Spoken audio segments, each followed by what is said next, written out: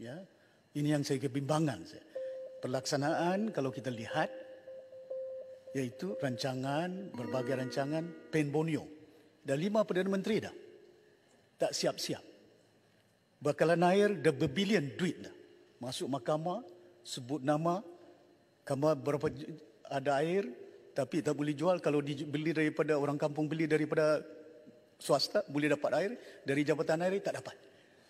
Apakah langkah-langkah untuk memastikan supaya ketirisan ini dapat diatasi oleh pihak kerajaan pusat untuk membolehkan supaya rancangan demi rancangan pelaksanaan dia tidak terbantut, ketirisan dia, keuangan.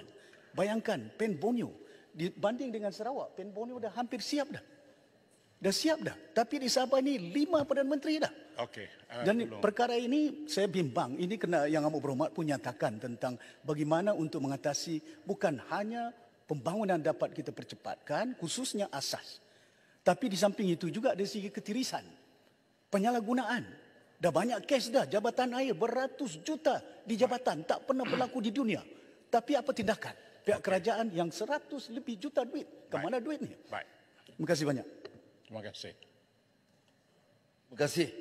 Saya sebenarnya setuju. Kalau kita lihat Pen Borneo, Sarawak tu hampir siap.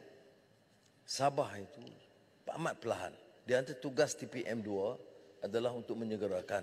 Dan saya beritahu Kementerian Kewangan malahkan setuju untuk fast track.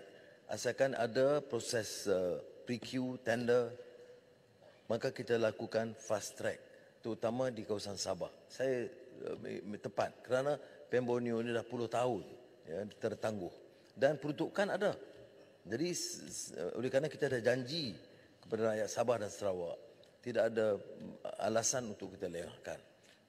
Malah dalam kembara Kebahagiaan Yang Maha Mulia Yang di-Pertuan Agong, hal ini dibangkitkan. Tiap kali dia berhenti di mana-mana pusat, itu soal ditanya.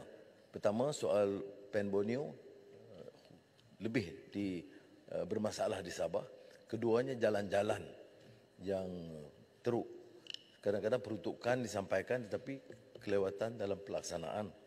Masalah bekalan air, masih ada perundingan khas dengan Ketua Menteri untuk menangani masalah ini kerana di beberapa tempat, ya, termasuk Kota Kinabalu, Tuaran dan lain-lain, itu menghadapi masalah yang agak serius. Dan insya-Allah dalam beberapa aspek kita boleh umumkan, saya akan umumkan hari Jumaat, insya-Allah. Tetapi dari sudut ketirisan, saya setuju. Maknanya kita kena tegas dan saya minta semua agensi penguatkuasa supaya jangan tolak ansur, pastikan jangan ada lagi kebocoran dan ketirisan.